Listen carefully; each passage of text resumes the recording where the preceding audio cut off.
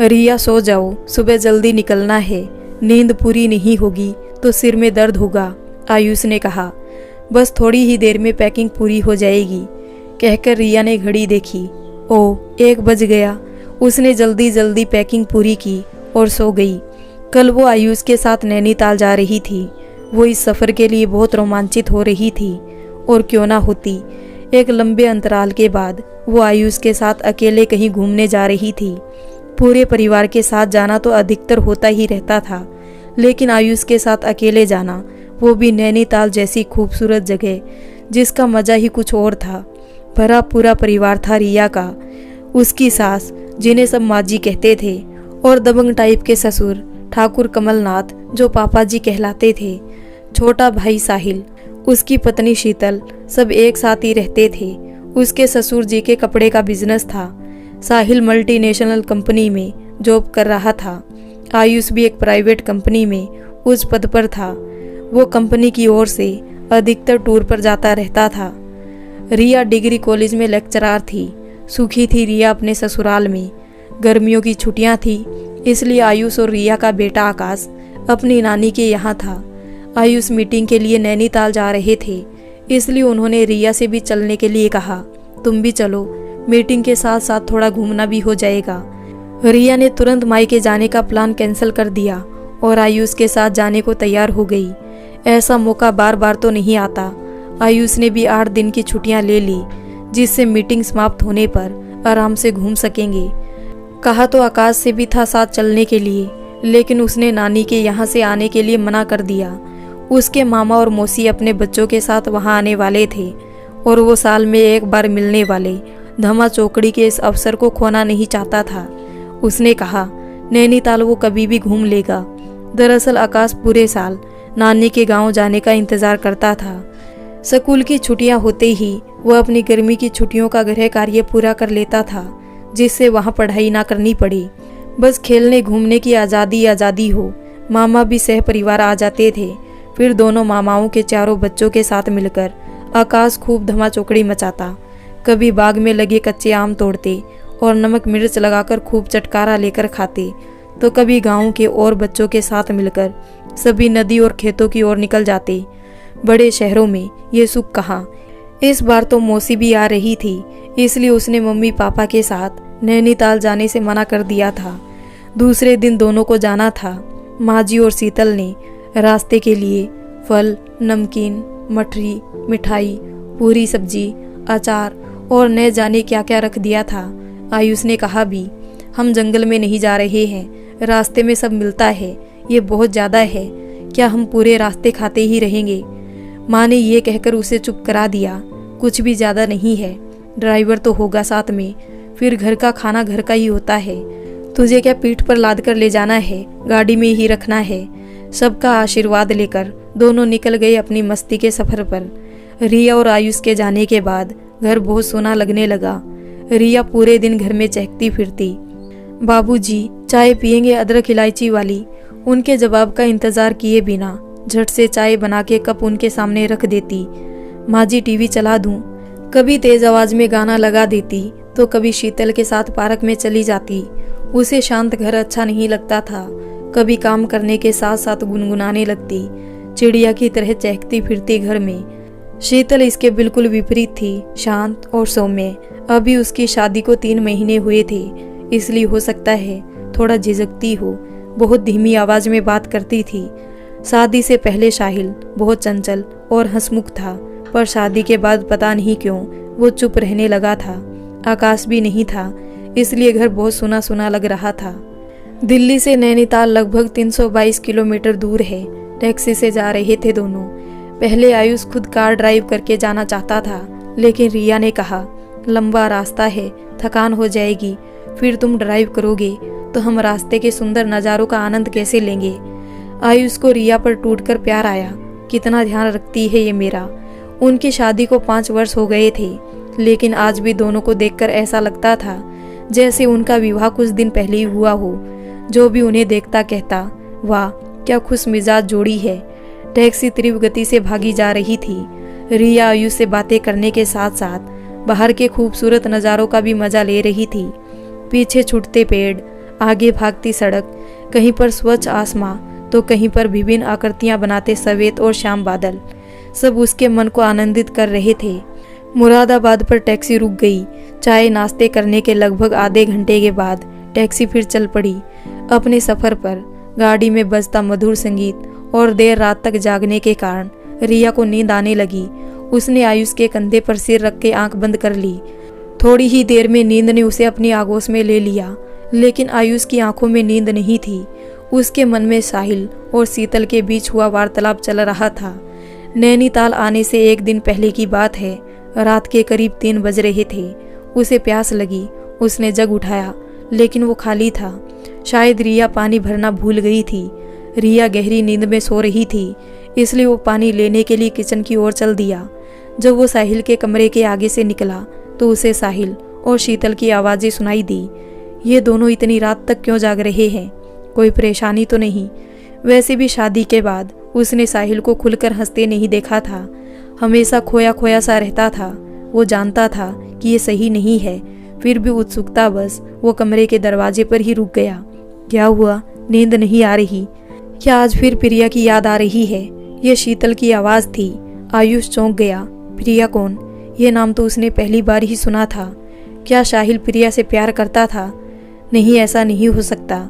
यदि साहिल प्रिया से प्यार करता था तो पापा को ज़रूर बताता।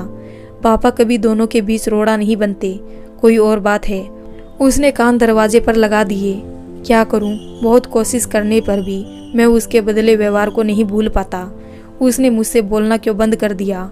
कोई परेशानी थी तो वो मुझसे बांट सकती थी, पर यदि मुझे पहले ही मालूम हो जाता कि तुम किसी को प्यार करते हो तो मैं शादी के लिए मना कर देती। मुझे तुमसे कोई शिकायत नहीं है, पर जब तुम्हें इस तरह उदास देखती हूँ तो खुद को अपराधिनी समझने लगती हूँ। मैं 2 प्यार भरे दिलों के बीच आ गई। शीतल ने कहा, मैं तुम्हें पहले भी बता चुका हूँ कि तुमने उसकी जगह नहीं ली। इसमें तुम्हारा कोई दोष नहीं है। हमारे बीच सिर्फ दोस्ती है, गहरी दोस्ती। अभी हमें मिले हुए 4 महीने ही हुए थे, लेकिन इतने दिनों में ही वो मुझे अपनी सी लगने लगी थी, बिल्कुल अपनी। हमें एक दूसरे के साथ बातें करना, समय बिताना अच्छा लगता था। वो मुझे अच्छी लगती थी। मेरे मन में कभी उसको जीवन साथी बनाने का विचार नहीं आया। बस एक अच्छे दोस्त के रूप में वो मुझे पसंद थी। साहिल बोला, क्या किसी बात पर तुम दोनों का झगड़ा हुआ था? नहीं, सब ठीक चल रहा था। अचानक ही उसने मिलना, मुझसे बात करना, मेरा फ़ोन उठाना बंद कर दिया था। तुमने पूछा नहीं? वो दिखती ही नहीं थी। एक दिन दिखी तो पूछने पर बोली, साहिल, हमारी दोस्ती बस इतने दिनों के लिए ही थी। मैं अब तुमसे नहीं मिल सकती और ना दोस्ती ही रख सकती हूँ। प्लीज़ फ़ोन भी मत करना। तुम्हें मेरी दोस्ती की कसम है। कारण भी मत पूछना। कहकर वो रोती हुई चली गई। मेरी समझ में तो कुछ भी नहीं आया। एक बार सोचा उसकी माँ से मिलकर प्रिया के बदले व्यवहार का कारण जानूं, पर एक दिन प्रिया का ही फ़ोन आया। माँ से भी मिलने की कोशिश मत करना। उन्होंने ही तुमसे दोस्ती ना रखने का कहा है। कारण मैं नहीं जानती। मैंने कहा, अच्छा मत रखो मुझसे दोस्ती, पर मेरे विवाह पर तो बुलाने से आओगी। उसने कहा, शायद। और बस सब खत्म हो गया। मुझे पूरी बात विस्तार से बताओ ना। तुम लोग कब मिले, कहाँ मिले, क्या क्या बातें हुई? शीतल सब जानना चाहती थी। बताऊंगा, पर अभी नहीं, बहुत रात हो गई है। अभी सो जाओ, सुबह जल्दी उठना है। आयुष पानी का जग लेकर अपने कमरे में आ गया। वो सोचने लगा, प्रिया कौन है? साहिल की मुलाकात उससे कब और कहाँ हुई? उसने कभी प्रिया के बारे में नहीं बताया। शीतल सब कैसे जानती है? यही सब सोचते सोचते उसे कब नींद आ गई पता ही नहीं चला। साहब, रामपुर आ गया, लंच करना है। ड्राइवर की आवाज़ से वो वर्तमान में लौट आया। हाँ, किसी अच्छे होटल के आगे गाड़ी रोक दो, आयुष ने उत्तर दिया। उसने धीरे से रिया को जगाया। अरे, मैं कितनी देर से सोती रही। क्या हम नैनीताल आ गए? पहले क्यों नहीं जगाया? रिया एकदम से नींद से जागी। बताता हूँ, थोड़ा ब्रेक तो लो। हम रामपुर रुके हैं लंच के लिए, आयुष ने बताया। लंच का नाम सुनते ही रिया को भूख लगने लगी। सबने भरपूर लंच किया। लंच के बाद आधा घंटा विश्राम किया और चल पड़े अपने सफ़र पर। नैनीताल पहुंचकर दोनों ने रात भर आराम किया। सुबह आयुष मीटिंग के लिए निकल गए। रिया भी तैयार होकर आसपास के स्थानों को देखने निकल गई। शाम को यदि आयुष जल्दी आ जाता तो दोनों घूमने निकल जाते। 3 दिन की मीटिंग समाप्त हो चुकी थी। अब सारा समय अपना था। अगले दिन दोनों नैनीताल घूमने निकले। भारत के उत्तराखंड राज्य में बसे इस शहर के सौंदर्य और खूबसूरत पत्नी के साथ ने आयुष की खुशी को दुगना कर दिया था। सबसे पहले वो नैना देवी के मंदिर गए। इस मंदिर में सती के शक्ति रूप की पूजा की जाती है। मंदिर में 2 नेत्र हैं जो नैना देवी को दर्शाते हैं। इसके बाद दोनों नैना झील गए। 1938 मीटर की ऊंचाई पर स्थित ये झील अंगूठी में नगीने की तरह खूबसूरत लग रही थी। चारों तरफ की पर्वत श्रृंखला का प्रतिबिंब झील में दिखाई दे रहा था। झील में दोनों ने नौकायन भी किया। ठंडी हवा के स्पर्श ने तन और मन दोनों को आनंदित कर दिया। आयुष याद है, पहली बार हम दोनों इस झील पर ही मिले थे। रिया ने कहा। हाँ, मैं अपने दोस्तों के साथ नौकायन का आनंद ले रहा था। तभी मेरी नज़र पास से गुजरती नौका पर पड़ी। आयुष अतीत में रिया से हुई पहली मुलाकात को याद करने लगा। नौका में कुछ लड़कियां बैठी थी। किसी बात पर सभी जोर से खिलखिलाकर हंस पड़ी। आयुष और उसके दोस्तों का ध्यान नौका की ओर चला गया। नौका में एक लड़की बैठी थी जिसकी पीठ मेरी ओर थी। अखरोट की रंगत वाले सुनहरे खुले बाल कमर से नीचे लहरा रहे थे। अभी मैं उसके बालों के जादू से बाहर भी नहीं निकल पाया था कि तभी उसने पलटकर अपनी सहेली से कुछ कहा और मैं तो बस उसे देखता ही रह गया। क्या आंखें थी, समुंदर जैसी गहरी बादामी आंखें और उन पर रेशमी चिलमन जैसी पलकों की झालर। मैं उसे एकटक देखता ही रहा। तभी मेरे दोस्त अनीस ने एक लड़की की ओर देखकर कहा, अरे रितु, तुम यहाँ? हाँ भैया, मैं अपने स्टाफ के साथ यहाँ आई थी। और आप? मैं भी अपने दोस्तों के साथ आया था घूमने के लिए। झील के किनारे उतरकर अनीस और रितु ने सबका आपस में परिचय करवाया। तब मुझे मालूम हुआ उस लड़की का नाम रिया है। हम सब ने साथ मिलकर ही घूमने का प्रोग्राम बनाया। साथ साथ घूमते परिचय कब दोस्ती में बदल गया पता ही नहीं चला। कुछ दिनों की मौज मस्ती के बाद सब अपने अपने घर चले गए। अब रिया और आयुष कभी कभी फोन पर बातें करने लगे। बाबूजी किनारा आ गया। नाविक के कहने पर आयुष वर्तमान में लौट आया। बाकी दिनों में दोनों ने चिड़ियाघर, रॉक गार्डन भी घूमा। मॉल रोड पर परिवार व दोस्तों के लिए खरीदारी भी की। आयुष घूम तो रहा था नैनीताल में, पर उसका मन अभी भी साहिल और शीतल की बातों में अटका था। अगले दिन दोनों को निकलना था। अरे कहाँ खो गए? पैकिंग नहीं करनी है? हाँ करता हूँ। क्या फिर पुरानी यादों में खो गए? आयुष ने कोई उत्तर नहीं दिया। दोनों ने मिलकर पैकिंग की। सुबह दोनों नैनीताल से वापस दिल्ली के लिए निकल गए। वापस आने के बाद रिया और आयुष दोनों ऑफिस और घर में बिजी हो गई। रिया ने नोट किया कि जब से नैनीताल से वापस आई हैं, आयुष कुछ चुप चुप रहने लगा है। बैठे बैठे ही कुछ सोचने लगता है। आखिर एक दिन रिया ने पूछ ही लिया, क्या बात है, क्या सोच रहे हो? मैं पिछले कुछ दिनों से देख रही हूँ कि तुम कुछ चुप चुप से रहने लगे हो। कहीं किसी दूसरी रिया से तो नहीं टकरा गए? आयुष हंसने लगा। दूसरी रिया के लिए तो दूसरा जन्म लेना पड़ेगा। इस जन्म में तो ये संभव नहीं। मैं तो साहिल और शीतल के विषय में सोच रहा था। क्या? आयुष ने धीरे धीरे उस रात की साहिल और शीतल की बीच हुई पूरी बात बता दी। ओ, तभी जब से साहिल ने दिल्ली में नई जॉब शुरू की है वो इतना चुप रहने लगा है। लगता है बहुत गहरी दोस्ती थी, पर ये प्रिया है कौन? साहिल कब और कहाँ मिला उससे? क्या साहिल को प्यार हो गया था प्रिया से, जिसे वो तब समझ नहीं पाया? प्रिया से दूर होने पर उसकी समझ में आया हो? नहीं, यदि उसे प्रिया से प्यार होता तो वो मुझे पापा या मम्मी किसी को जरूर बताता। तब पापा उसकी शादी शीतल से नहीं प्रिया से करवाते। तुम तो जानती हो ना कि पापा प्यार के खिलाफ बिल्कुल नहीं है। यदि ऐसा होता तो हमारी शादी कैसे होती? फिर शीतल से उसका विवाह उसकी सहमति से ही हुआ है। किसी तरह का दबाव नहीं था उस पर। हाँ ये तो है, फिर और क्या बात हो सकती है यही तो नहीं पता। दूसरे दिन रिया ने सोचा कि वो शीतल से पूछेगी, लेकिन फिर उसने अपना विचार बदल दिया। वो अपनी अलमारी ठीक कर रही थी। तभी शीतल आ गई। उसके पिंक गाउन को देखकर बोली, भाभी ये तो बहुत सुंदर है, कहाँ से खरीदा था? अरे ये तो बहुत पुरानी है लेकिन बहुत अनमोल है। अच्छा, किसी ने बहुत प्यार से गिफ्ट में दी है? हाँ, शादी से पहले तुम्हारे भैया का दिया पहला गिफ्ट है। कहकर प्रिया अपने अतीत में खो गई। नैनीताल से आने के बाद रिया और आयुष अब फोन पर बातें करने लगे। कभी कभी मुलाकात भी हो जाती। धीरे धीरे ये दोस्ती कब प्यार में बदल गई दोनों को ही पता ना चला। वो ये पहली नज़र का प्यार था शायद।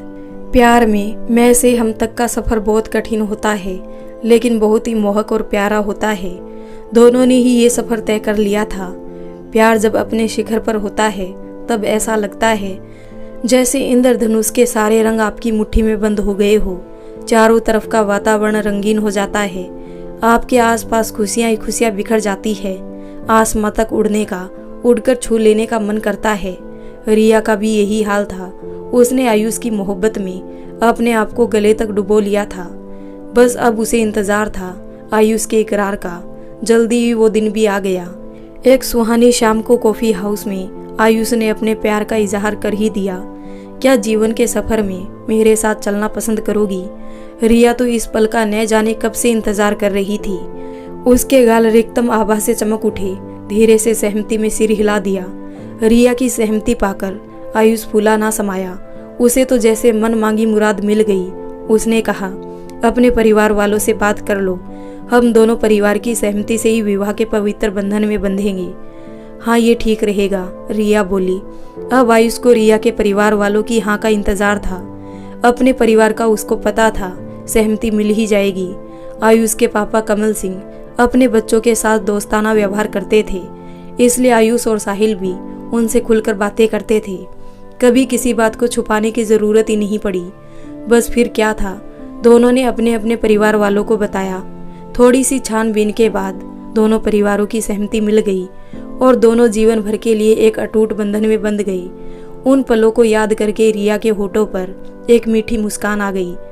मेरी नजर ना लगे, हमेशा ऐसे ही मुस्कुराते रहना, आयुष ने कहा। उसने चौंक कर देखा। शीतल कब की जा चुकी थी। उसके सामने हाथ में गुलाब लिए साहिल खड़ा था। किरण जब ऑफिस से लौटी तो उसने देखा प्रिया बारिश में खड़ी भीग रही थी। उसकी आंखों से लगातार आंसू बह रहे थे। वो उसे खींचकर अंदर ले गई। ये क्या पागलपन है, बारिश में क्यों भीग रही थी? बुखार आ गया तो? तू नहीं समझेगी, जब बताएगी तब समझूंगी ना। बोल, क्या हुआ है?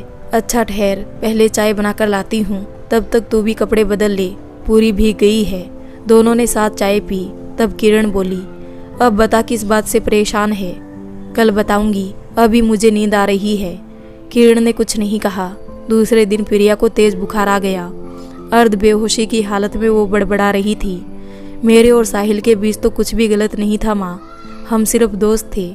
ये बात आप भी जानती थी, फिर आपने मुझे उससे मिलने से मना क्यों किया? किरण की समझ में कुछ नहीं आ रहा था। प्रिया ने अभी 1 महीने पहले ही भोपाल में नई जॉब ज्वाइन की थी। किरण पहले से ही भोपाल में जॉब कर रही थी। दोनों का बचपन लखनऊ में साथ ही बीता था।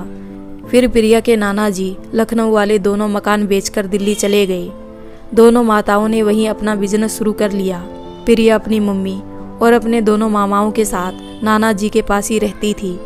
अपने पापा के विषय में बस वो इतना जानती थी कि वो माँ के साथ नहीं रहते थे। कारण पूछने पर भी किसी ने कुछ नहीं बताया। कहा, सही समय आने दो, सब जान जाओगी। और वो सही समय का इंतजार करते करते बड़ी हो गई। तब प्रिया 7वीं कक्षा में थी। तब से ही दोनों सहेलियां अलग हो गई।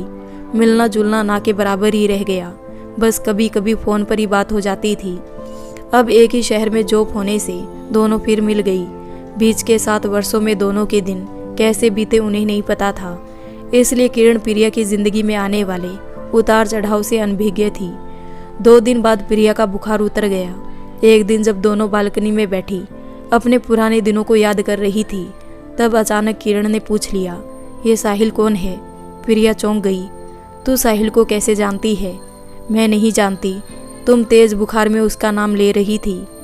नाम लेने के साथ साथ मैंने और क्या कहा था? तुम कह रही थी कि तुम्हारे और साहिल के बीच कुछ भी गलत नहीं था। फिर माँ ने तुम्हें उससे मिलने से मना क्यों किया? इतना तो समझ में आ गया कि साहिल तुम्हारा बहुत अच्छा दोस्त था। प्रिया ने मौन धारण कर लिया। मुझे अपने और साहिल के बारे में सब बताना, प्रिया बोली। सब बताऊंगी, मैं भी अपने मन को हल्का करना चाहती हूँ, पर आज नहीं, फिर किसी दिन। किरण चुप हो गई। शाम को दोनों पार्क में घूमने चली गई। प्रिया अभी पूरी तरह से स्वस्थ नहीं हुई थी, इसलिए उसने आज छुट्टी ली थी। आज उसका मन बहुत उदास था। माँ का बदला व्यवहार उसकी समझ में नहीं आ रहा था। रह रहकर एक ही बात दिमाग में घूम रही थी कि माँ ने हमारी दोस्ती क्यों तोड़ी। कुछ बात तो है जो माँ बताना नहीं चाहती। साहिल में उसे हमेशा एक बड़े भाई की छवि दिखाई देती थी। वो सोचती थी कि यदि उसका कोई भाई होता तो वो भी उसकी इतनी ही चिंता करता। साहिल के रूप में उसे एक अच्छा मददगार, एक अच्छा दोस्त मिल गया था। वो उसकी चिंता करता था, सुख दुख में उसका साथ देता था। साहिल से शादी का विचार तो कभी उसके मन में आया ही नहीं और ना कभी साहिल ने अपनी बातों से इस ओर संकेत किया। माँ भी इस बात को जानती थी कि हमारे बीच दोस्ती के अतिरिक्त और कुछ नहीं है। माँ उसकी सहेली थी, वो हर बात उनके साथ शेयर करती थी। फिर उनके विचार अचानक कैसे बदल गए। इस बार जब वो घर आएगी तो माँ से पूछेगी ज़रूर, चाहे उसे कितनी भी जिद क्यों ना करनी पड़े। प्रिया की माँ सुजाता का मन उस दिन से बहुत बेचैन था। उन्होंने प्रिया को साहिल से मिलने से तो मना कर दिया, पर उन्हें अच्छा नहीं लग रहा था। साहिल अच्छा लड़का था, उसने प्रिया के साथ साथ उनका भी बहुत ध्यान रखा था। जब प्रिया के पैर में मोच आ गई थी तब वही उसको घर लेकर आया था, और जब वो बाथरूम में फिसल गई थी और उनके सिर में चोट आ गई थी तब भी वही रात में प्रिया के साथ उनको हॉस्पिटल लेकर गया था। प्रिया के साथ हॉस्पिटल में रुका भी था और दवा आदि का इंतजाम उसी ने किया था। हॉस्पिटल से घर भी साथ साथ आया था, लेकिन वो भी मजबूर थी। वो अपने उस अतीत को याद नहीं करना चाहती थी जिसे आज से वर्षों पूर्व वो कब्र में दफन कराई थी। सुजाता ने जब पहली बार जब साहिल को देखा था तब उसका चेहरा उन्हें जाना पहचाना सा लगा था, लेकिन उन्हें कुछ याद नहीं आया था। लेकिन जब साहिल डिनर पर आया था तब उन्होंने उसे ध्यान से देखा, तब एक चेहरा उन्हें याद आया। तब उन्होंने साहिल से उसके गांव, माता पिता और अन्य परिवार वालों के विषय में पूछा। तब सब कुछ स्पष्ट हो गया। उनका अतीत वर्तमान बनकर उनके सामने खड़ा था। प्रिया उनके अतीत के विषय में कुछ नहीं जानती थी और वह अपने दुख भरे अतीत से उसे परिचित कराना भी नहीं चाहती थी। जिन कटु रिश्तों को वो गहरे में दफन कर चुकी थी, उससे जुड़ी किसी भी याद या रिश्ते को वो जिंदा नहीं करना चाहती थी। नफरत थी उन्हें अपने अतीत से, इसलिए उन्होंने प्रिया को साहिल से मिलने से मना कर दिया था। प्रिया का उतरा चेहरा देखकर वो सोचती कि प्रिया को सब कुछ बता दे। प्रिया सहजता से सबसे दोस्ती नहीं करती थी, लेकिन जब करती थी तो दिल की गहराइयों से करती थी। लेकिन फिर डर जाती कि यदि प्रिया को सब कुछ पता चल गया तो क्या वो अपने को संभाल पाएगी। प्रिया ने बेमन से साहिल को मिलने से मना कर दिया।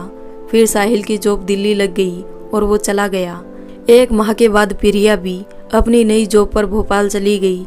दोनों अलग हो गए तो उनके मन को थोड़ी शांति मिल गई। इस बार वो जानबूझकर ही प्रिया के साथ नहीं गई।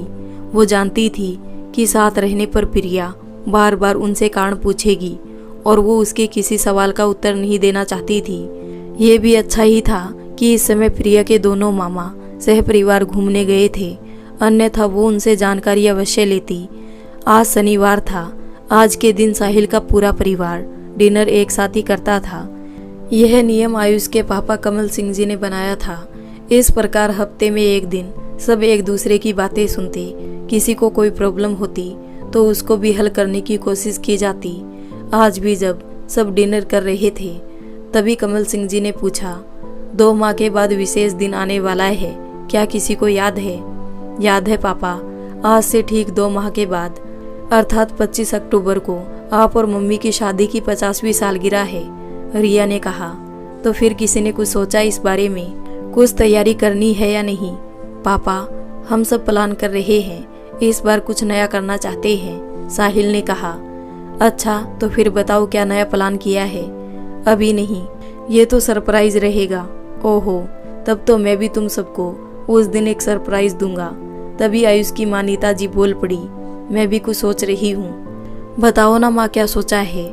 इस बार हम एक दिन नहीं पूरे हफ्ते सेलिब्रेट करेंगे, जिससे ये सालगिरह एक यादगार बन जाए। वाह, तब तो खूब मजा आएगा। मेरी शादी के बाद ये पहला ही फंक्शन होगा, मैं तो खूब मजे करूंगी। शीतल बच्चों की तरह खुश हो रही थी। इसलिए तो सेलिब्रेशन इतने दिनों का रखा है कि सबको अपनी मर्जी से एक दिन जश्न मनाने की छूट मिले। लेकिन कोई सरप्राइज नहीं देगा, सबको अपना अपना प्लान बताना होगा, नीता जी ने कहा। ठीक है, रिया ने कहा, लेकिन सबसे पहले मैं अपना प्लान बताऊंगी। वो सबसे ज़्यादा उत्साहित थी। तो फिर बताओ, कमल सिंह जी ने कहा। रिया बताने लगी, एक दिन हम सब निकुंज बाल आश्रम जाएंगे। वही बाल आश्रम के बच्चों के साथ नाश्ता व लंच करेंगे, खेलेंगे। शाम को सभी बच्चों के साथ पार्क जाएंगे, फिर डिनर करके वापस आ जाएंगे। पूरा दिन हम उनके साथ बिताएंगे। सबको रिया का प्लान बहुत पसंद आया।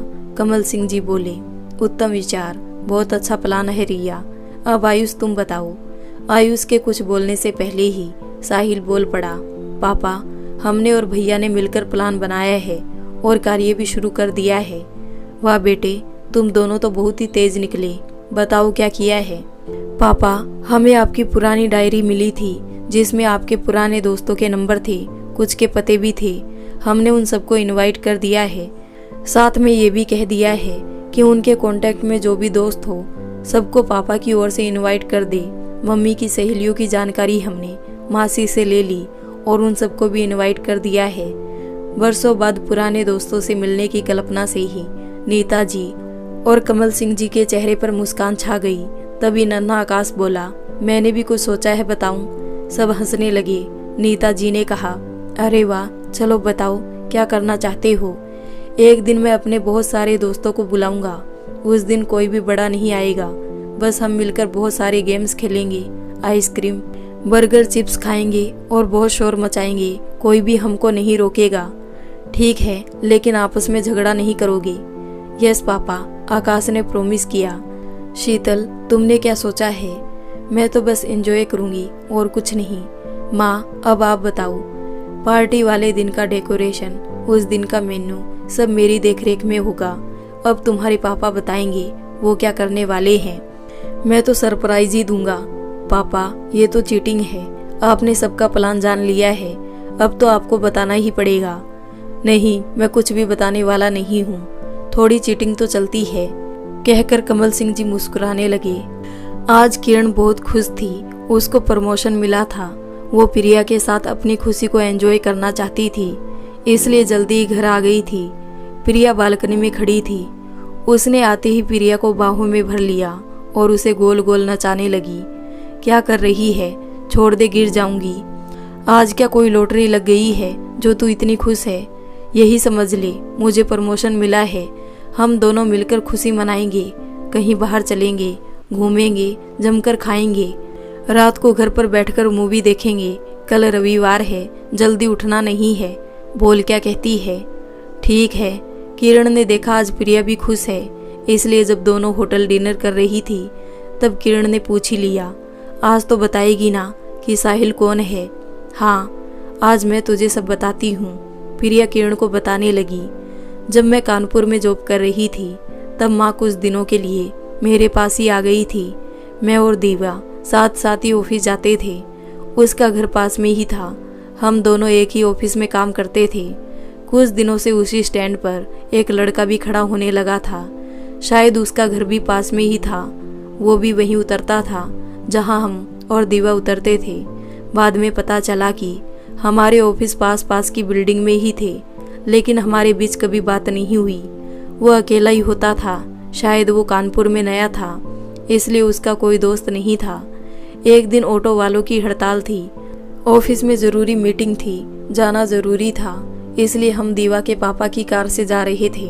ड्राइवर हम लोगों को छोड़ने जा रहा था।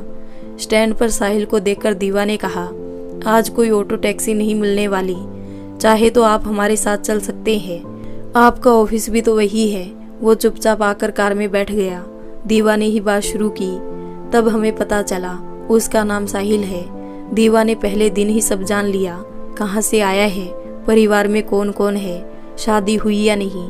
वो भी खामोशी से दीवा की हर बात का जवाब देता रहा। हमसे उसने हमारे नाम के अलावा और कुछ नहीं पूछा। पता नहीं क्यों शर्माया सा वो संजीदा लड़का मुझे पहले दिन से ही अच्छा लगने लगा। लौटते वक्त भी हम तीनों साथ ही थे। जब हम तीनों के बीच बातचीत होने लगी, कभी कभी हम ऑटो भी शेयर कर लेते थे। एक दिन दीवा छुट्टी पर थी, मैं अकेली ऑफिस जा रही थी। ऑटो में चढ़ते समय न जाने कैसा मेरा पैर मुड़ गया। मैं लड़खड़ाकर गिरने ही वाली थी कि साहिल ने मुझे पीछे से पकड़ लिया। मुझे खड़े होने में बहुत दिक्कत हो रही थी। थोड़ी ही देर में मेरा पैर सूज गया और उसमें बहुत दर्द होने लगा। शायद मोच आ गई थी। साहिल मुझे डॉक्टर के पास ले गया और मुझे घर छोड़ने के बाद ही ऑफिस गया। शाम को भी फ़ोन पर मेरा हालचाल पूछा। मुझे अच्छा लगा माँ के पूछने पर कि ये कैसे हुआ। मैंने उन्हें सब बता दिया। ये भी कह दिया कि साहिल मुझे छोड़ने आया था। उन्हें साहिल के विषय में भी सब बता दिया। अभी मेरा पैर पूरी तरह से ठीक नहीं हुआ था कि माँ बाथरूम में फिसल गई। उनका सिर दीवार से टकराया, खून बहने लगा और बेहोश हो गई। मेरे हाथ पैर फूल गए। वैसे भी बचपन से ही खून देखकर घबरा जाती थी। दीवा भी नहीं थी। मेरी समझ में कुछ नहीं आ रहा था। क्या करूं क्या ना करूं। रात के 10 बज रहे थे। इतनी रात को माँ को लेकर कैसे जाऊं। मैं तो अकेली उन्हें संभाल भी नहीं सकती थी। किसी को ज्यादा जानती भी नहीं थी। मैंने घबराकर साहिल को फोन करके सब बता दिया। थोड़ी देर में वो ऑटो लेकर आ गया। हम माँ को लेकर हॉस्पिटल गए। खून ज्यादा बह गया था, इसलिए माँ को एडमिट करना पड़ा। रात को वो भी मेरे साथ हॉस्पिटल में ही रुका। दूसरे दिन शाम को हम माँ को लेकर घर आ गए। अब वो कभी कभी माँ का हालचाल पूछने घर आ जाता। मैंने एक बार नोट की कि माँ जब जब साहिल को देखती कहीं खो जाती। उनके चेहरे का हाव भाव बदल जाता। ऐसा लगता जैसे वो साहिल के चेहरे में कुछ ढूंढने की कोशिश कर रही है। एक दिन माँ ने मुझसे कहा, पता नहीं क्यों मुझे साहिल का चेहरा जाना पहचाना सा लगता है। ऐसा लगता है जैसे उसे पहले भी देखा है। जब भी उसे देखती हूँ अपनेपन का एहसास होता है। मुझे भी ऐसा ही लगता है माँ। हम अभी थोड़े दिन पहले ही दोस्त बने हैं, लेकिन ऐसा लगता है जैसे उसे वर्षों से जानती हूँ। शायद उसका मधुर, शांत एवं शीतल व्यवहार ही इसका कारण है। हो सकता है एक दिन माँ ने अचानक ही मुझसे पूछ लिया, क्या तू साहिल से प्यार करती है? प्यार का तो पता नहीं माँ, पर उसका साथ, उससे बातें करना मुझे अच्छा लगता है। उसका साथ मुझे सुरक्षा देता है। तो क्या वो तुझसे प्यार करता है? पता नहीं, उसने ऐसा कुछ भी नहीं कहा। क्या तुम लोग कभी साथ साथ बाहर घूमने गए हो? नहीं, हम तो कभी कभी शेयरिंग में ऑटो कर लेते हैं या कभी कभी एक साथ लंच, क्योंकि हम दोनों के ऑफिस आसपास की बिल्डिंग में है। अधिकतर दीवा भी साथ होती है। माँ, आप किस तरह के प्यार की बातें कर रहे हो? कहीं उससे मेरी शादी के बारे में तो नहीं सोच रही? ऐसा सोचना भी मत। हम दोस्त हैं, बस अच्छे दोस्त। जानती हो उसकी शादी तय होने वाली है। हम दोनों को वो अपनी शादी में बुलाएगा। चलोगी ना? उसकी शादी तो तय होने दे पहले। अच्छा ऐसा कर, एक दिन उसे डिनर पर बुला ले। मुझे उससे बहुत सारी बातें करनी है। माँ ने कहा। ठीक है। अगले रविवार को साहिल डिनर पर आया। खाना खाने तक माँ ने उससे ढेरों सवाल कर डाले। तुम कहाँ के रहने वाले हो? क्या तुम्हारा परिवार हमेशा से दिल्ली में ही रहता रहा है? तुम्हारे परिवार में कौन कौन है? तुम्हारे पापा का नाम क्या है? वो क्या करते हैं? मुझे माँ का इस तरह खोद खोद कर प्रश्न करना अच्छा नहीं लग रहा था। पता नहीं वो क्या जानना चाहती थी।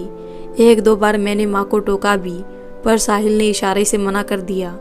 वो हर प्रश्न का उत्तर मुस्कुराकर बहुत शालीनता से दे रहा था। मैंने नोट किया कि जब साहिल ने अपने गांव, बाबा और माता पिता का नाम बताया तो माँ के चेहरे पर अजीब से भाव आ गए थे। साहिल के जाने के बाद मैंने माँ से पूछा भी, माँ तुम इस तरह के इतने सारे प्रश्न साहिल से क्यों कर रही थी? मुझे बिल्कुल भी अच्छा नहीं लग रहा था। तू नहीं समझेगी, मेरे लिए ये सब जानना बहुत ज़रूरी था। पर माँ अब कोई सवाल नहीं, चुपचाप जाकर सो जा। मुझे भी बहुत ज़ोर से नींद आ रही है। कहकर माँ अपने कमरे में चली गई। ऐसा तो माँ कभी नहीं करती। मुझे उनका ये अजीब सा रूखा व्यवहार समझ नहीं आया।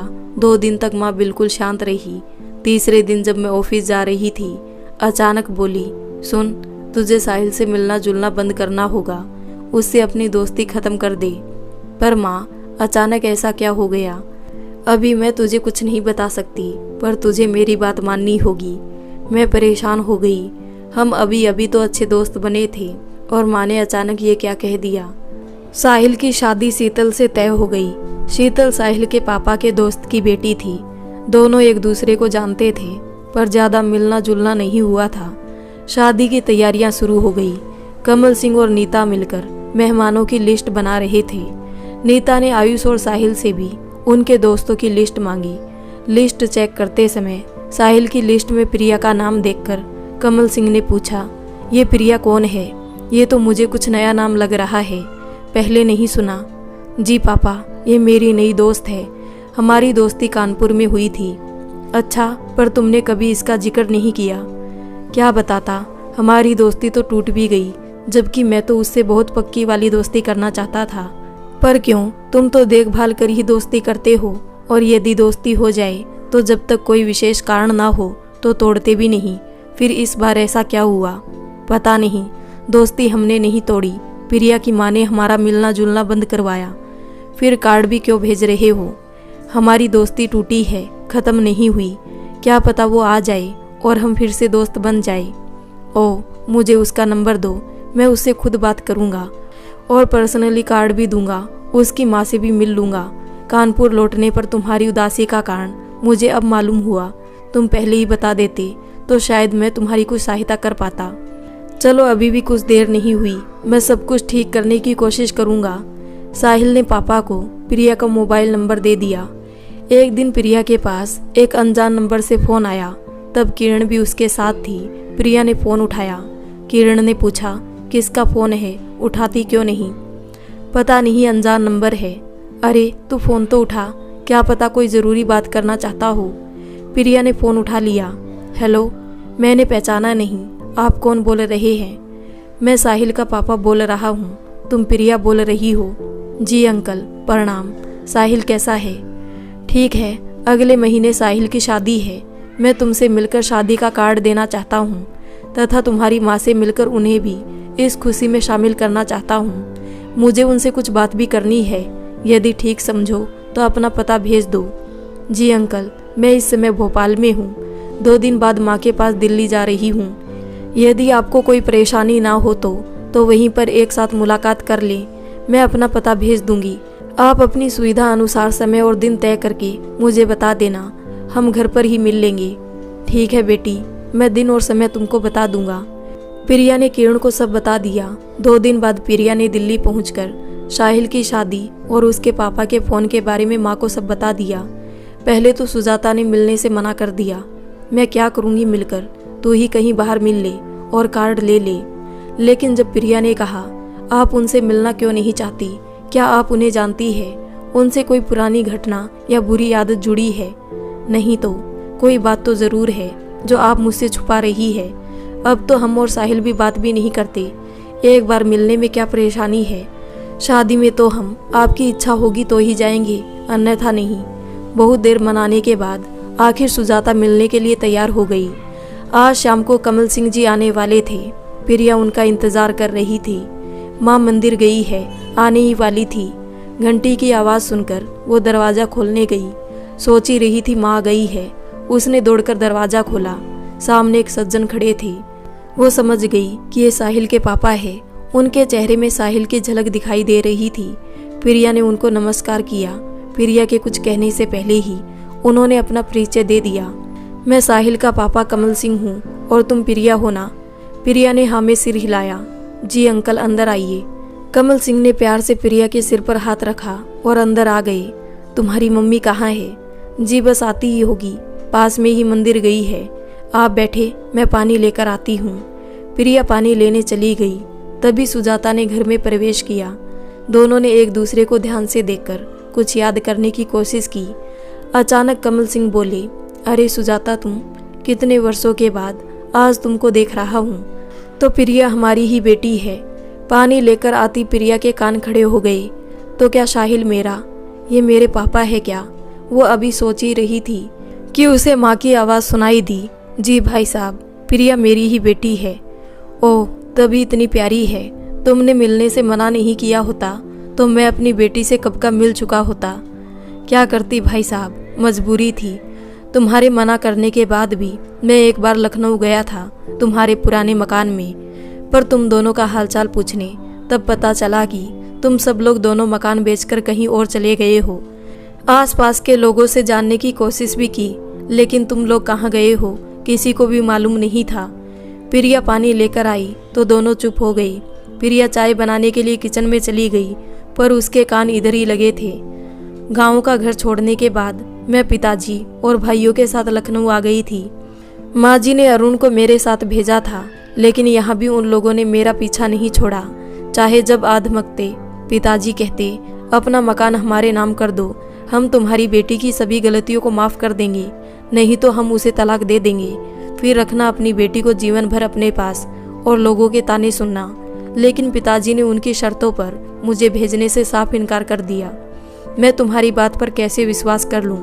तुमने मेरी निर्दोष बेटी पर इतना बड़ा लालछन लगाया है, इसका क्या भरोसा है कि तुम दोबारा ऐसा ना करोगे? भरोसा? किस भरोसे की बात कर रहे हैं आप? आपको शादी से पहले सब बता देना चाहिए था। क्या बताता जब कोई बात ही नहीं थी? तुमने मेरी गंगा जल जैसी पवित्र बेटी पर लालछन लगाया है। मकान तुम्हारे नाम करने से लालछन कैसे दूर होगा? क्या मकान के लिए शादी की थी? देर से ही सही, आपकी समझ में कुछ तो आया। हमने सुजाता को कई बार कहा, आपसे बात करने के लिए कहा, बार बार यहाँ भेजा भी, लेकिन उसने आपको कुछ नहीं बताया। तो हम क्या कर सकते हैं? अब हमारे हाथ आपका एक राज लगा है, तो हमें भी मौका मिल गया अपनी बात मनवाने का। आप किस राज की बात कर रहे हैं? वो बस एक हादसा था। ईश्वर की कृपा से हमारी बेटी के साथ कोई अनहोनी होने से बच गई, इसलिए हमने आपको कुछ भी बताना जरूरी नहीं समझा। आपकी इस सोच से हमें कोई अंतर नहीं पड़ता। हमने आपको अपनी शर्त बता दी है। जमाई राजा, शादी शर्तों का नहीं, आपसी प्रेम और विश्वास का नाम है। धोखा तो आपने हमारे साथ किया, नौकरी की झूठी बात बताकर, फिर भी हमारी बेटी परिवार को जोड़े रही। तो आपको बेटी से ज्यादा मकान प्रिय है। रखिए अपनी बेटी को अपने पास। हमें अपने घर में ऐसी लड़की नहीं चाहिए। तलाक के कागज भेज दूंगा। ऐसी लड़की से आपका क्या मतलब है? सुजाता ने तो कुछ भी नहीं किया। हम आपकी बात पर विश्वास क्यों करें? हमें जो कहना था कह दिया। आपकी बेटी की खुशी आपके हाथ में है। राजेश व उनके पिता एक तरह से धमकी देकर जाने लगे, लेकिन अब तक मूक दर्शक बनी सुजाता की सहनशक्ति जवाब दे गई। उसने कहा, मैं तुम्हें तलाक कभी नहीं दूंगी और तुम्हारी शर्तों पर वापस भी नहीं आऊंगी। अपनी बेटी को इतना सक्षम बनाऊंगी कि एक दिन वो अपने पिता को उसकी माँ के साथ की गई नाइंसाफी का जवाब मांग सके। ईश्वर सब देख रहा है। एक दिन तुम अपनी गलती पर पछताओगे, देख लेना। कहकर सुजाता प्रिया को लेकर अंदर चली गई। राजेश ने पापा को दोबारा धमकी दी और चला गया। मेरे दोनों भाई दिल्ली में अपना बिजनेस शुरू कर रहे थे, इसलिए वो परिवार के साथ अधिकतर दिल्ली में ही रहते थे। यहाँ पर मैं, पापा और प्रिया ही थे। राजेश के क्रोधी स्वभाव से सभी परिचित थे, इसलिए किसी अनहोनी की आशंका से पापा और भाइयों ने दोनों मकान बेच दिए और हम सब दिल्ली शिफ्ट हो गए। हमने अपना पता भी किसी को नहीं दिया। मुझे राजेश से इतनी नीचता की उम्मीद नहीं थी, लेकिन तुमने मुझे भी अपना नहीं समझा। मैंने कहा था उनसे डरने की कोई ज़रूरत नहीं है, मैं सब ठीक कर दूंगा। ऐसी बात नहीं है भाई साहब, आप पर मुझे पूरा विश्वास था। मैं नहीं चाहती थी कि मेरे कारण परिवार में दरार पड़े। फिर मुझे तो जाना ही था। जो आरोप उन्होंने मेरे ऊपर लगाया था वो क्षम्य तो नहीं था। किचन में चाय बनाती प्रिया की समझ में कुछ भी नहीं आ रहा था। प्रिया चाय लेकर आ गई थी। दोनों चुप हो गए। कार्ड देकर कमल सिंह जी ने दोनों से शादी में आने का आग्रह किया। प्रिया का फोन आ गया तो वो उठकर चली गई। सुजाता ने कहा, उनका कोई भरोसा तो था नहीं कि उनकी बात मान लेने पर वो मुझे मेरी बेटी के साथ चैन से जीने देंगे। किसी भी रिश्ते को निभाने के लिए विश्वास बहुत जरूरी है। जब वो ही नहीं हो तो फिर रिश्तों में दरार आनी ही है। इसलिए माँ जी की अनुमति से अपनी बेटी के उज्जवल भविष्य के लिए मैंने उस घर से हमेशा के लिए विदा ले ली। तुम्हारे जाने के बाद राजेश अरुण पर बहुत नाराज हुआ था। अरुण बिना कुछ कहे वापस चला गया। जब मुझे सब बात पता चली तो मैंने राजेश को बहुत समझाया, यहाँ तक कि कहा कि मकान के स्थान पर मेरी जमीन ले ले। मेरे पास शहर में सब कुछ है, लेकिन सुजाता और अपनी बेटी को ले आ। उसके साथ एक सुखी जिंदगी बिता। वो बहुत अच्छी लड़की है। कहीं ऐसा ना हो बाद में तुझे पछताना पड़े। तू उस रवि की बात पर विश्वास करके अपना घर बर्बाद कर रहा है। क्या तू नहीं जानता उसका चरित्र कैसा है? कमल सिंह आगे भी कुछ कहने जा रहे थे, तभी सुजाता ने प्रिया को आते देखा। वो धीमे से बोली, प्लीज भाई साहब, प्रिया के आगे कोई बात ना करे। वो मेरे अतीत के बारे में कुछ नहीं जानती। ओह ठीक है। प्रिया के आने पर उन्होंने साहिल की शादी का कार्ड दिया और दोनों से शादी में आने के लिए अनुरोध किया। कोशिश करूंगी, सुजाता ने कहा। थोड़ी देर बाद कमल सिंह चले गए। अब ये बात उनके सामने आईने की तरह साफ हो चुकी थी कि सुजाता ने प्रिया को साहिल से मिलने से मना क्यों किया। वो ये भी जानते थे कि सुजाता शादी में नहीं आएगी, क्योंकि उस समय सब रिश्तेदार होंगे और वो नहीं चाहती थी कि शादी में कोई विघ्न आए। कमल सिंह जी ने निश्चय कर लिया कि वो इस बारे में घर पर किसी को कुछ नहीं बताएंगी, लेकिन एक दिन राजेश और सुजाता का आमना सामना जरूर कराएंगे, जिससे प्रिया को देखकर उसे अपनी गलती का एहसास हो। वैसे भी सुजाता के जाने के 2 वर्ष बाद ही राजेश को रवि की असलियत मालूम हो गई थी। वो जान गया था कि सुजाता की कोई गलती नहीं थी। पापा के कहने पर उसने मकान के लिए सुजाता को तंग किया था, वरना मकान की तो उन्हें कोई ज़रूरत ही नहीं थी। बहुत कुछ जाने के बाद भी अभी उनके पास बहुत था। बाद में उसे बहुत दुख हुआ था। उसने अपने आप को बिल्कुल बदल लिया था। सुजाता से माफ़ी मांगने के लिए भी तैयार था, लेकिन वो उसका पता नहीं लगा पाया था। अपनी बेटी की भी उसे बहुत याद आती थी, लेकिन अरुण भी अपनी शादी के बाद अपनी पत्नी को साथ ले गया था। प्रिया ने माँ और कमल सिंह के बीच की आधी अधूरी बातें सुनी थी। वो और उलझ गई। उसकी समझ में तो कुछ भी नहीं आ रहा था। इसलिए कमल सिंह के जाने के बाद उसने प्रश्नों की झड़ी लगा दी। माँ, आप साहिल के पापा को कैसे जानती है? हमारा उनसे क्या रिश्ता है? नाना जी, मामा जी, और आपने किसके डर से लखनऊ वाला मकान बेचा था? साहिल मेरा कौन है? सभी प्रश्नों के उत्तर से बचने के लिए सुजाता ने कहा, अरे पहले शादी का कार्ड तो देख ले। माँ, बात को बदलो मत। मुझे मालूम है साहिल की शादी शीतल से हो रही है। शादी के सभी कार्यक्रमों के बारे में अंकल बता ही गए हैं। आप वो बताओ जो मैं पूछ रही हूँ। सब बता दूंगी, थोड़ा धीरज तो रख। इतनी भी क्या जल्दी है? ला मुझे कार्ड दिखा। कार्ड तो आपके पास ही रहेगा, चाहे जब देख लेना। आज आपको मुझे अपने अतीत से परिचित कराना ही होगा। अब मैं बड़ी हो गई हूँ। अपने पिता के बारे में जानने का मुझे पूरा हक है। मैं उनके विषय में सब जानना चाहती हूँ। आप दोनों के अलगाव के बारे में भी और उनसे जुड़े हर रिश्ते के बारे में भी। आप नहीं बताएंगी तो मैं साहिल के पापा से मिलकर सब बातों का पता कर लूँगी। सुजाता ने भी सोच लिया कि प्रिया को उससे जुड़ी अपनी अतीत की हर बात बताने का समय आ गया है। यदि अब उसने नहीं बताया तो वो इधर उधर से जानने की कोशिश करेगी। कोई और कुछ गलत और कुछ सही बात बताकर उसको गुमराह करे। इससे अच्छा है कि वही उसे सच से अवगत करवा दे। इसलिए उसने कहा, ठीक है, अब रात ज़्यादा हो गई है, सो जा। कल तुझे तेरे सारे प्रश्नों के उत्तर मिल जाएंगे। वादा? हाँ वादा, लेकिन तुझे भी एक वादा करना होगा। मेरी बात को शांत मन से सुनेगी, किसी प्रकार का गुस्सा नहीं करेगी। मैं वादा करती हूँ। इसके बाद प्रिया सोने चली गई। अगली सुबह का उसे बेसब्री से इंतजार था। सुजाता भी मन में अतीत की घटनाओं के ताने बाने बुनती न जाने कब सो गई। आज सुबह से ही प्रिया ने सुजाता को परेशान किया हुआ था। वो माँ के अतीत, अपने पापा के विषय में, उनके अलगाव के बारे में, और वो साहिल के पापा को कैसे जानती है और उसका साहिल से क्या रिश्ता है, सभी जानना चाहती थी। सुजाता ने भी प्रिया को सब बताने का निश्चय कर लिया। वो बताने लगी, 2 भाइयों की इकलौती बहन थी मैं, माता पिता की लाडली और भाइयों की दुलारी। मेरे पिता अच्छे संपन्न व्यक्ति थे। लखनऊ में पास पास 2 मकान थे हमारे। एक मकान 2 मंजिला था जिसमें दोनों भाई रहते थे। दूसरे मकान में माँ और पिताजी रहते थे। खाना पीना सबका ही साथ बनता था। सबकी प्राइवेसी भी बनी रही और सब साथ में भी रहे, इसलिए सबके पोर्शन अलग अलग थे। पूरा परिवार मिलजुल कर रहता था। दोनों भाभियाँ भी अच्छे स्वभाव की थी। घर में किसी चीज़ की कमी नहीं थी। जब मेरी पढ़ाई पूरी हो गई तब मेरे लिए रिश्ता देखा जाने लगा। जल्दी ही राजेश के यहाँ से रिश्ता आया और मेरा विवाह राजेश के साथ हो गया। मेरे ससुराल वाले पुराने जमींदार थे। मेरे ससुर जी 2 भाई थे। बड़े भाई अलम सिंह जी के एक ही पुत्र था जिसका विवाह हो चुका था। उनके 1 साल का एक बेटा भी था। उनका पूरा परिवार दिल्ली में रहता था। कभी कभी अपनी ज़मीनों की देखभाल के लिए आते थे। मेरे ससुर जी के 2 पुत्र थे, राजेश और अरुण। मेरी शादी के समय राजेश शहर में नौकरी कर रहे थे और अरुण अभी पढ़ रहा था। मेरी सासू माँ सीधी सादी घरेलू महिला थी। विवाह के शुरू के 3 महीने बहुत अच्छे बीते। मैं और राजेश बाहर घूमने भी गए। घर पर मुझे सबका प्यार और सम्मान मिला, लेकिन धीरे धीरे सभी के मुख पर चढ़े कलई के मुखौटे उतरने लगे। मेरे ससुर और राजेश का गुस्सा हमेशा नाक पर ही रहता। कब किस बात पर नाराज हो जाए पता ही नहीं चलता। पता नहीं 3 महीने कैसे अपने आप को शांत रखा था। घर के सभी उनसे डरते थे। दोनों कान के भी बहुत कच्चे थे।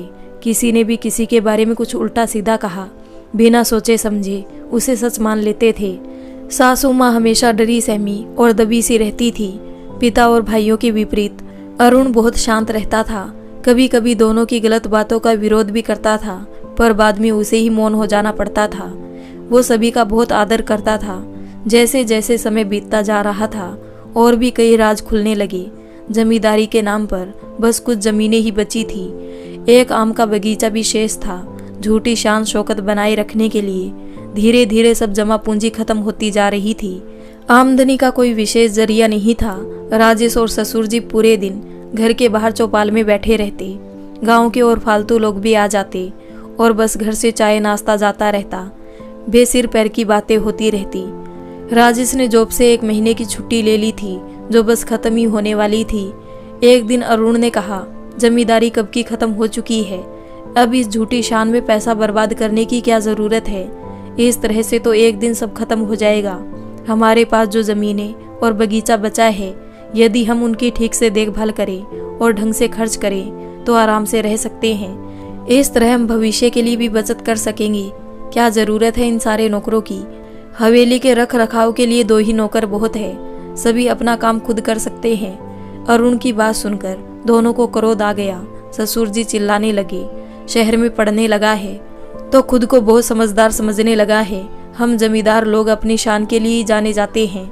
लेकिन पिताजी, अब जमींदारी कहाँ रह गई है। ऐसा ना हो कि इस झूठी शान शौकत के चक्कर में एक दिन रोटियों के बिलाले पड़ जाए, सड़क पर आ जाएंगे हम लोग। बदलते समय के साथ खुद को बदलने में ही समझदारी है। अरुण की बात पर दोनों को बहुत गुस्सा आया। पैर पटकते हुए गीता जी व अरुण को घूरते हुए बाहर निकल गए। प्रिया बहुत ध्यान से माँ के अतीत की कहानी सुन रही थी। सुजाता ने आगे की कहानी शुरू की। जब मेरी शादी हुई थी तब राजेश शहर में जॉब कर रहे थे। यही तय किया गया था कि हम दोनों शहर में रहेंगे और मुझे भी जॉब करने की आज़ादी होगी। उनकी ओर से कोई बंधन नहीं होगा। गांव में आना जाना लगा रहेगा। पिताजी को दामाद में और क्या चाहिए था। अच्छी नौकरी, छोटा और संपन्न परिवार। इसलिए मेरी शादी राजेश से हो गई। आदत, स्वभाव और घर के अंदर के हालात के बारे में तो बाद में ही पता लगता है। हमारे विवाह को लगभग 3 महीने होने वाले थे, लेकिन राजेश अभी तक अपनी नौकरी पर वापस नहीं गए थे। एक दिन मैंने ही पूछ लिया, आपने कब तक की छुट्टी ली है।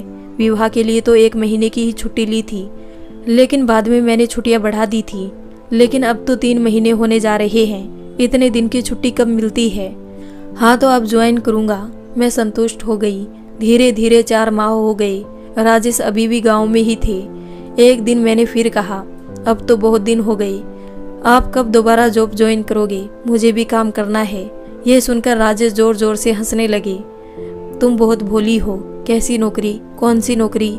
हम जमींदार हैं, किसी की नौकरी नहीं करते हैं, अपनी नौकरी करवाते हैं, समझी। बस शादी के लिए ही नौकरी की थी। यही रहो, खाओ पियो, मर्जी हो काम करो, नहीं तो बहुत सारे नौकर है यहाँ काम करने के लिए।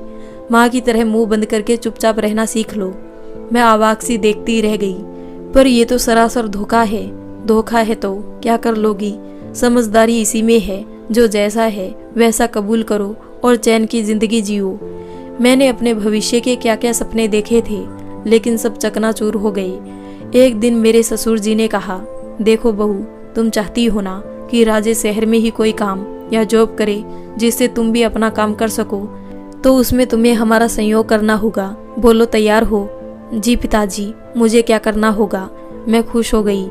लेकिन मेरी सासू माँ सिर हिलाकर उनकी बात ना मानने के लिए कह रही थी। मेरी समझ में ये गोरख धंधा नहीं आ रहा था। जब पापा तैयार है तो माँ क्यों मना कर रही है। लेकिन मेरे ससुर जी के अगले वाक्य ने मुझे सब समझा दिया।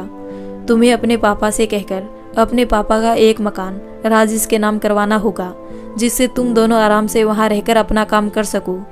लेकिन उस मकान में तो हम वैसे भी रह सकते हैं। पापा किराया भी नहीं लेंगे, तो फिर मकान को राजेश के नाम करने की ज़रूरत ही क्या है। इससे राजेश को ये नहीं लगेगा कि वो अपने ससुराल के घर में रह रहा है। हम किराए के मकान में भी तो रह सकते हैं। जब हम दोनों अच्छी तरह सेटल हो जाएंगे तब अपना मकान खरीद लेंगे। लेकिन इसमें तुम्हें क्या परेशानी है। तुम्हारे पापा तो अपने बेटों के साथ भी रह लेंगे। अकेला आदमी तो कहीं भी रह सकता है। और फिर तुम्हारे दोनों भाई बहुत अच्छे हैं, उन्हें आराम से रखेंगे।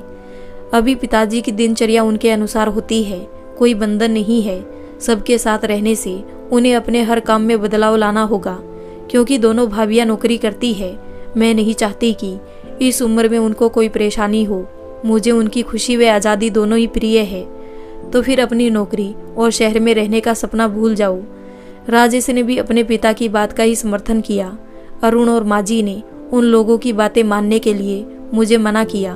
उनका कहना था कि जॉब का तो बहाना है, उस मकान को ये अपनी मौज मस्ती के लिए चाहते हैं। गांव में तो 10 बंधन होते हैं, मुफ्त का मकान मिल जाएगा और ये अपनी मर्जी भी कर सकेंगे। 2 दिनों तक मैं सोच में डूबी रही। उन दिनों मैं गर्भवती थी, इसलिए माँ जी ने कहा कि ज़्यादा तनाव लेने की ज़रूरत नहीं है, सब कुछ भूलकर आराम से रहो, अपने खाने पीने का ठीक से ध्यान रखो, आगे जो होगा देखा जाएगा। समय आने पर तुम्हारा जन्म हुआ। सब लोग बहुत खुश थे। राजेश और पापा जी भी सब भूलकर तुम्हारी किलकारियों में खो गए। पापा तुम्हारा नामकरण संस्कार बहुत जोर से करवाना चाहते थे। नामकरण वाले दिन पूरी बिरादरी, रिश्तेदार और परिचित सभी को बुलाया गया था। घर से छोटा भाई आया था। मुझे नहीं मालूम था कि आज का ये खुशी का दिन मेरी बर्बादी का दिन बन जाएगा। एक दिन पहले ही पापा के रिश्ते में बहन लगने वाली रीता बुआ का बेटा रवि आ गया। मुझे उनका चेहरा कुछ जाना पहचाना सा लगा था। ऐसा लग रहा था जैसे मैंने उसे पहले भी कहीं देखा है, लेकिन कहाँ और कब ये याद नहीं आ रहा था। मुझे रवि बिल्कुल भी अच्छा नहीं लगा। उसके बोलने देखने सब में एक घटियापन सा था। माँ जी ने भी मुझे उससे दूर रहने को कहा। रात को जब मैं अपने कमरे में जा रही थी तो रवि मेरे पास आया और बोला, मुझे पहचाना नहीं? याद करो, आज से लगभग 4 या 5 वर्ष पहले की बात। तुम्हारी मौसी का गाँव, तुम्हारी सहेली सेतु और भरमरी और ओ तो ये वो है। मैं अंदर तक कांप गई। तभी वो बोला, तुम जानती हो तुम्हारे कारण मैं अपने गांव नहीं जा सका। 3 साल तक माँ और पिताजी ने मुझसे बात नहीं की। मैं अपने परिवार वालों से दूर रहा। गांव में मेरा आना जाना बंद हो गया। तब तो मैं तुम्हारा कुछ भी नहीं बिगाड़ पाया था, लेकिन अब तुम्हारी इस खुशहाल जिंदगी को मैं बर्बाद कर दूंगा। लेकिन सारी गलती तो तुम्हारी ही थी, तो सजा भी तुमको ही मिली। मैंने तो कुछ भी नहीं किया था। कल देखना मैं क्या करता हूँ। तुम्हें इस घर से बेघर करके ही जाऊंगा। राजेश मेरा भाई ही नहीं, अच्छा दोस्त भी है। वो मेरी हर बात पर आंख बंद करके विश्वास करता है। अपनी कोई गलती ना होते हुए भी मैं डर गई। अभी अभी तो सब ठीक हुआ था और अब ये रवि पता नहीं क्या उल्टी सीधी पट्टी राजेश को पढ़ाएगा। कान के कच्चे राजेश कहीं रवि की बातों पर विश्वास ना कर ले। कल पता नहीं क्या होने वाला है। यही सोचकर मुझे रात भर नींद नहीं आई। मेरी आंखों में 4 वर्ष पहले की वो घटना घूम गई। साहिल की शादी की तैयारियां जोर शोर से होने लगी। परिवार में सब बहुत खुश थे। घर की अंतिम शादी थी। रिया की शादी के बाद घर में पहला बड़ा फंक्शन था। वो पूरे उत्साह के साथ काम कर रही थी। साहिल को प्रिया का इंतजार था। उसने मैसेज भी किया, शादी में ज़रूर आना, मैं इंतज़ार करूँगा। प्रिया का उत्तर भी आया था, पूरी कोशिश करूँगी। धीरे धीरे शादी का दिन भी आ गया और धूमधाम से साहिल का विवाह शीतल से हो गया। लेकिन प्रिया नहीं आई। कमल सिंह जानते थे कि सुजाता नहीं आएगी। उसने कहा था शादी के बाद वो किसी दिन नीता दीदी से मिलने जरूर आएगी। उन्हें उस दिन का इंतजार था। उस घटना को याद की। याद से ही सुजाता के शरीर में सिरहन होने लगी। डर उसके चेहरे पर झलकने लगा। बाल बाल बच गए उस दिन हम तीनों। यदि कुछ अनहोनी हो जाती तो सोचकर ही उसके माथे पर पसीने की बूंदें चमकने लगी। माँ को देखकर प्रिया भी डर गई। पता नहीं वो कौन सी घटना थी जिसने माँ को इतना डरा दिया। उसने माँ को पानी पिलाया और शांत रहने को कहा। थोड़ी ही देर में सुजाता ने खुद को संभाल लिया और आगे बताने लगी। मैं अपनी माँ के साथ मौसी के गांव गई थी। वहाँ सेतु और भरमरी मेरी अच्छी सहेली बन गई। मेरे मौसा जी और सेतु के पिता गांव के सम्मानित और संपन्न व्यक्ति थे। भरमरी के पिता किसान थे। गांव में उनके पास थोड़ी सी जमीन थी। उसी की आमदनी से उनके परिवार का भरण पोषण होता था। एक दिन जब हम तीनों गांव की और 2 लड़कियों के साथ बगीचे में बैठे बातें कर रहे थे, तभी वहां 2 लड़के आए। उनमें से एक भ्रामरी को तंग करने लगा। मैं उसे रोकने ही जा रही थी कि सेतु ने मुझे रोक लिया। थोड़ी देर बाद दोनों चले गए। बाद में सेतु ने बताया कि ये गाँव के ही जीवन चाचा का बेटा रवि है। ये हमेशा इसको तंग करता रहता है। इसे कोई रोकता क्यों नहीं? ये गांव में नहीं रहता, पर 2-3 महीने के बाद आता है। इसके पिता अच्छे व भले आदमी है। उनकी सब इज्जत करते हैं, इसीलिए उनसे कोई कुछ नहीं कहता। वैसे भी वो गांव में कम ही रहते हैं। ये तभी हरकत करता है जब वो गांव में नहीं होते। लेकिन ऐसे तो इसकी हिम्मत बढ़ जाएगी, इसको सबक सिखाना ही होगा। भ्रामरी डर गई। नहीं नहीं, कुछ भी मत कहना, फिर ये और तंग करेगा। 2 दिन बाद रवि फिर आया और भ्रामरी का हाथ पकड़कर खींचने लगा। उसके साथ 2 लड़के और थे। वो जोर जोर से हंसने लगे। सेतु हाथ छुड़ाने की कोशिश कर रही थी। मुझे बहुत तेज गुस्सा आया। मैंने एक पत्थर उठाकर मार दिया। पत्थर रवि के माथे पर लगा और खून निकलने लगा।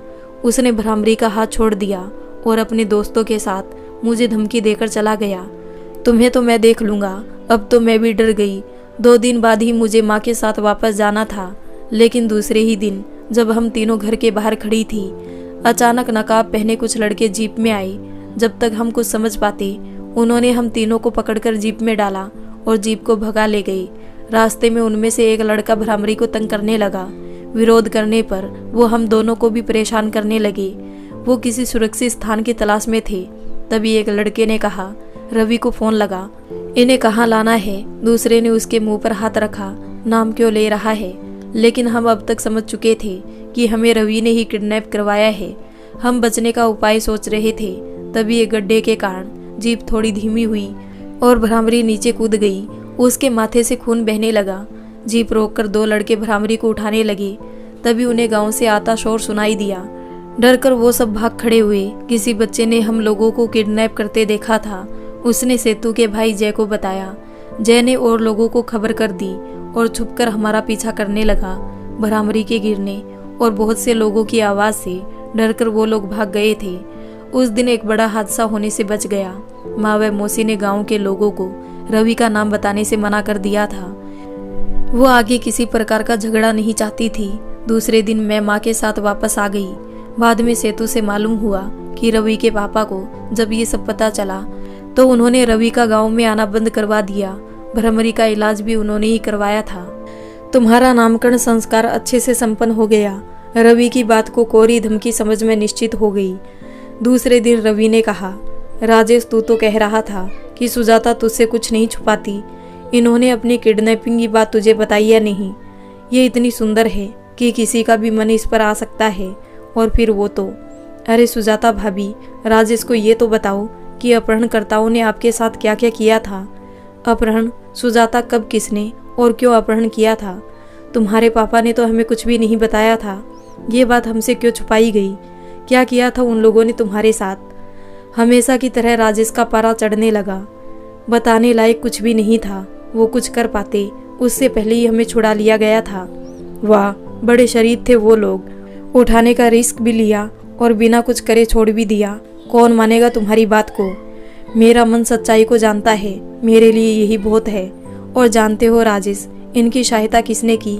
उसी जय ने, जिसको मैंने इसके साथ शादी के बाद भी देखा है। इनका रिश्ता क्या है ये तो मैं भी नहीं जानता, पर कुछ तो होगा। तभी तो वो जान की परवाह किए बिना उन गुंडों के पीछे भागा था। रवि राजेश के दिमाग में शक का बीज डाल चुका था। तुम झूठ क्यों बोल रहे हो? मैं केवल एक ही बार मिली हूँ उससे, वो भी घर पर, जब वो सेतु को लेने आया था। हमारे बीच में कोई रिश्ता नहीं है। उसको पता लग गया था, इसलिए वो और लोगों को खबर करके हमारे पीछे गया था। किसी रिश्ते के कारण नहीं। रवि झूठ बोल रहा है। मेरी इनसे क्या दुश्मनी है? मुझे लगा तुम्हें सब पता होगा, नहीं तो मैं इस बात का जिक्र ही क्यों करता। मुझसे बदला लेने के लिए, मेरा घर बर्बाद करने के लिए। लेकिन मुझे इस सब से क्या मिलेगा? तुम्हारे अहम को संतुष्टि मिलेगी। अच्छा राजेश, तुम खुद सोचो, तुम्हारे यहाँ पिछली 2 पीढ़ियों से लड़की नहीं हुई। अब पता नहीं ये लड़की तुम्हारी है या। बस आगे कुछ मत कहना, वरना मुझसे बुरा कोई नहीं होगा।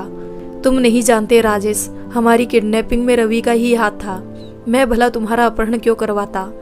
तुम जब अपनी मौसी के गांव आई थी तब तो मैं तुम्हें जानता भी नहीं था, क्योंकि मैंने भ्रामरी को बचाने के लिए तुम्हारे सिर पर पत्थर मार दिया था, उसी का बदला लेने के लिए। अच्छा ऐसा था तो तुम लोगों ने उस समय मेरा नाम किसी को क्यों नहीं बताया? मेरे कुछ कहने से पहले ही राजेश को गुस्सा आ गया। अब जब तक मैं पूरी सच्चाई नहीं जान लेता तुम इस घर में नहीं रह सकती। मुझे पता करवाना होगा कि ये मेरी बेटी है या नहीं। उन अपहरणकर्ताओं ने तुम्हारे साथ क्या किया? तुम कोई भी जुर्म मुझ पर करते मैं सहन कर लेती, पर अपने चरित्र पर लालसन सहन नहीं कर सकती। मैं जा रही हूँ। अभी तुम्हें रवि की पूरी सच्चाई पता नहीं है। इस समय मेरे बताने से कुछ फायदा नहीं होगा। शक का कीड़ा तुम्हारे दिमाग में घुस गया है, लेकिन सच पता लगने पर तुम पछताओगे। लेकिन अब मैं वापस नहीं आऊंगी। फिर मैंने रवि से कहा, तुम मुझसे बदला लेना चाहते थे, वो तुमने ले लिया। तुमने मुझ निर्दोष पर दोष लगाया है। ईश्वर तुम्हें कभी क्षमा नहीं करेगा। राजेश, पति पत्नी का रिश्ता विश्वास और प्रेम पर टिका होता है। तुम्हें मुझ पर विश्वास नहीं है, तुम दोनों कभी खुश नहीं रहोगे। माँ ने राजेश को समझाने का प्रयास किया, लेकिन उन्हें रवि की बात पर पूरा विश्वास था, इसलिए उन्होंने किसी की बात नहीं मानी। रवि कुटिलता से मुस्कुरा रहा था। माँ ने मेरे साथ अरुण को भेजा और मैं हमेशा के लिए अपने पिता के घर आ गई। कुछ दिनों बाद हमने लखनऊ छोड़ दिया और दिल्ली आ गए। बाद में राजेश को पूरी सच्चाई पता लगी तो उन्होंने हमेशा तलाश किया, पर उनके हाथ पछतावे के अलावा कुछ भी नहीं लगा। साहिल के पापा मेरे ससुर जी के भाई के बेटे हैं। इस प्रकार साहिल तुम्हारा भाई है। तो फिर आपने हमारा दोस्ती क्यों खत्म की? मैं कड़वे अतीत की परछाई से तुमको दूर रखना चाहती थी और उस परिवार से कोई रिश्ता भी नहीं रखना चाहती थी। इसलिए प्रिया सोचने लगी, माँ ने सब कुछ अकेले ही सहा और मुझे एक खुशहाल जिंदगी दी। उस पापा के कटु व्यवहार पर बहुत दुख हुआ, लेकिन अपनी माँ के निर्णय पर गर्व भी था। उदासी प्रिया बालकनी में खड़ी थी। बाहर बहुत तेज बारिश हो रही थी। प्रिया ने अपनी हथेली आगे फैला दी और बारिश की बूंदों को सहजने का असफल प्रयास करने लगी। प्रिया को बारिश में भीगना, हथेली पर बूंदों को लेना बहुत अच्छा लगता था। आज वो अपने मन को शांत करने के लिए बूंदों से खेल रही थी। आकाश से बूंदें टपक रही थी और उसकी आंखों से आंसू। माँ के दर्द भरे अतीत ने उसे अंदर तक हिला दिया था। कितना कुछ माँ ने अकेले ही सहा और उसे एक खुशहाल जिंदगी दी। कमल सिंह और गीता जी की शादी की सालगिरह का उत्सव बहुत जोर शोर से संपन्न हो गया। सभी बहुत खुश थे। दूसरे दिन सभी मेहमान और रिश्तेदार प्रसन्न मन से विदा हो गए। बस कमल सिंह ने अपने परिवार, राजेश, अरुण और उनके माता पिता को रोक लिया था। बोले, अभी इस उत्सव का सरप्राइज बाकी है। क्या? सब एक साथ बोले। जहाँ इतना इंतजार किया है, थोड़ा और सही, शाम का इंतजार करो। कहकर कमल सिंह मुस्कुराने लगे। नीता ने कहा, जल्दी बताओ क्या बात है? कोई स्पेशल मेहमान आने वाला है, बस बाहर देखते रहो। सब दरवाजे की ओर देखने लगे। कमल सिंह बाहर चले गए। सबको कमल सिंह के साथ उनके द्वारा दिए जाने वाले सरप्राइज का इंतजार था। सब अपने मन के अनुसार अटकलें लगा रहे थे। आखिर इंतजार समाप्त हुआ। कमल सिंह ने कमरे में प्रवेश किया। उनके पीछे पीछे सुजाता और प्रिया भी थे। साहिल तो प्रिया को देखकर खुशी के मारे उछल ही पड़ा। नीता जी की आंखें इतने साल बाद सुजाता को देखकर खुशी से चमक उठी। राजेश के चेहरे पर एक दर्द भरी पश्चाताप की लकीर उभर आई। उन दोनों के अंदर आने पर कमल सिंह ने सबका सुजाता और प्रिया से परिचय करवाया। ये है सुजाता, राजेश की पत्नी, और ये है प्रिया, सुजाता की बेटी। और प्रिया, ये है तुम्हारे पिता राजेश। प्रिया हैरान थी, लेकिन पिता को देखकर खुश भी थी। राजेश की आंखों में क्षमा याचना का भाव था। प्रिया दौड़कर अपने पिता के गले लग गई। एक अजीब सी सुखद अनुभूति का एहसास हो रहा था प्रिया को। राजेश सुजाता के आगे जमीन पर बैठ गया। सुजाता, मैं तुम्हारा गुनहगार हूँ। मैंने तुम्हारे और प्रिया के साथ बहुत अन्याय किया है। आज तक मैं उस अपराध की अग्नि में जल रहा हूँ। मुझे माफ कर दो। तुम जो भी सजा मुझे दोगी उसे मैं सहर्ष स्वीकार कर लूंगा। किसी को सजा देने का मुझे कोई अधिकार नहीं है। आपको अपनी गलती का एहसास हुआ, मेरे लिए यही बहुत है, सुजाता ने कहा। प्रिया बेटी, तुम्हारा तो मैं बहुत बड़ा अपराधी हूँ। मैंने तो तुम्हारे जन्म पर ही संदेह किया। आज तुम्हें गले लगाकर जिस सुख की अनुभूति हुई उसको मैं शब्दों में व्यक्त नहीं कर सकता। क्या तुम मुझे माफ करोगी? सही कहा, आपने मेरे और माँ के साथ जो किया वो एक अक्षम्य अपराध था। मुझे तो इस दुनिया में आए कुछ दिन ही हुए थे और मेरे वजूद पर ही शक किया गया। अतीत को याद करके मैं अपने और माँ के वर्तमान को कष्टमय नहीं कर सकती, इसलिए अपनी माँ के सुखद भविष्य के लिए मैंने आपको माफ किया। प्रिया की आंखों में आंसू थे। वो अपनी माँ के गले लग गई। सुजाता, मैंने गांव की सभी जमीनें और बगीचे तुम्हारे और प्रिया के नाम कर दिया है। अरुण को उसका हिस्सा दे दिया है। अपने लिए जमीन का एक टुकड़ा रखा है हवेली में ऊपर के भाग में, बेसहारा, असहाय, मजबूर महिलाओं के लिए। सुजाता शिल्प कला केंद्र खोल दिया है। ऊपर का भाग किराए पर एक संस्था को दे दिया है। उसकी आमदनी कला केंद्र के नाम आती है। जमीन पर खेती करवाता हूँ। उसकी आमदनी से अपना गुजारा करता हूँ और बची रकम को अपनी बेटी के लिए जमा कर देता हूँ। मैं अब पहले वाला राजेश नहीं रहा। तुम्हारे जाने के बाद मुझे सच्चाई का पता चला। मुझे अपने आप से नफरत हो गई। बस एक बार तुम प्रिया के साथ गांव आओ और अपनी सब संपत्ति संभाल लो। सुजाता को राजेश का ये बदला रूप बहुत अच्छा लगा। चाहे देर से ही सही, राजेश ने अपने आप को सुधार लिया था। सुजाता ने कहा, मैं प्रिया के साथ गांव अवश्य आऊंगी और उस संपत्ति में से कुछ भी नहीं लूंगी। चाहे तो अरुण को दे दो या एक स्कूल खुलवा दो। हाँ, एक बात और, आप चाहे अपनी बेटी से मिलने आ सकते हैं। माँ, यदि मेरा मन आप दोनों के साथ रहने का हो तो? प्रिया ने पूछा। माँ ने बहुत दिन का वनवास झेल लिया और पापा ने भी अपनी गलती मान ली, इसलिए वो चाहती थी कि अब सब साथ रहे। यदि तुम्हारी खुशी इसी में है तो मुझे कोई परेशानी नहीं है। सभी खुश हो गए। तभी कमल सिंह ने एक धमाका और किया। एक सरप्राइज उधर भी है। सभी ने घूमकर देखा। सिर झुकाए रवि धीरे धीरे सुजाता की ओर आ रहा था। वो सुजाता के कदमों में गिर गया और बिलक बिलक कर रोने लगा। तुम्हारा सबसे बड़ा गुनहगार मैं हूँ। मेरे क्रोध और बदले की आग ने एक हंसते खेलते परिवार को बर्बाद कर दिया। आपका मकान अपने नाम करवाने की बात भी मैंने ही राजेश के कानों में डाली थी। मेरे अपराध क्षमा योग्य तो नहीं, पर फिर भी मैं चाहता हूँ आप मुझे माफ कर दे। सुजाता ने उसे प्यार से उठाया। यदि अंत भला तो सब भला। मुझे तुमसे कोई शिकायत नहीं है। मैंने तुम्हें माफ किया। तो दोस्तों, आपको ये कहानी कैसी लगी? अगर अच्छी लगी हो तो वीडियो को लाइक कर दे, हमारे चैनल को सब्सक्राइब कर ले।